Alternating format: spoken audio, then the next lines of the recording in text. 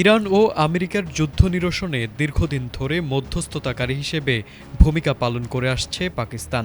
তাদের এই কূটনৈতিক উদ্যোগ বিশ্বজুড়ে প্রশংসিত হয়েছে। তবে এবার ইরান যুদ্ধ চলাকালীন ইসলামাবাদের প্রকৃত অবস্থান নিয়ে বড় প্রশ্ন তুলেছে আন্তর্জাতিক বার্তা সংস্থা রয়টার্স।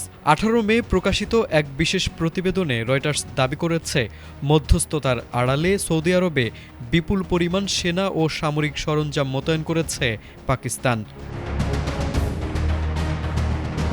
প্রকাশিত রয়টার্সের বিশেষ প্রতিবেদনে দাবি করা হয়েছে, চলমান ইরান সংকট ও যুদ্ধ পরিস্থিতির মধ্যেই গোপনে সৌদি আরবে বড় ধরনের সামরিক শক্তি মোতায়েন করেছে পাকিস্তান। 3 জন নিরাপত্তা কর্মকর্তা এবং 2টি সরকারি সূত্রের বরাত দিয়ে প্রতিবেদনে বলা হয়, গত এপ্রিলের শুরুতেই সৌদি আরবে উন্নত প্রযুক্তি এবং অভিজ্ঞ চিকিৎসক দলের নিরলস প্রচেষ্টায় আমরা আছি আপনার পাশে। ডেল্টা হাসপাতাল। প্রায় 8,000 পাকিস্তানি সেনা, JF-17 যুদ্ধ বিমানের একটি স্কোয়াড্রন, ড্রোন এবং HQ-9 আধুনিক আকাশ প্রতিরক্ষা ব্যবস্থা মোতায়েন করা হয়েছে।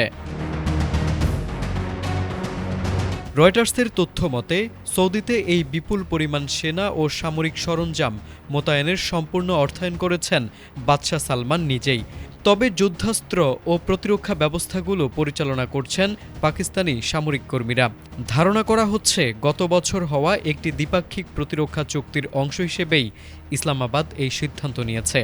ওই চুক্তি অনুযায়ী দুই দেশের যে কোনো একটি দেশ আক্রান্ত হলে অন্য দেশ তার প্রতিরক্ষায় সামরিক সহায়তা দিতে বাধ্য থাকবে। সম্প্রতি যুক্তরাষ্ট্র ও ইসরায়েল যৌথভাবে ইরানে হামলা চালালে জবাবে মধ্যপ্রাচ্য জুড়ে মার্কিন ঘাঁটিগুলোতে পাল্টা আক্রমণ শুরু করে তেহরান। ভয়াবহ এই পরিস্থিতিতে পাকিস্তানের মধ্যস্থতায় সাময়িক যুদ্ধবিরতি আসলেও সৌদিতে ইসলামাবাদের এই সামরিক উপস্থিতি নতুন সমীকরণ তৈরি করেছে। তবে সেনা মোতায়েনের এই চাঞ্চল্যকর দাবির বিষয়ে পাকিস্তান বা সৌদি আরব সরকারের পক্ষ থেকে এখন পর্যন্ত কোনো আনুষ্ঠানিক মন্তব্য পাওয়া যায়নি।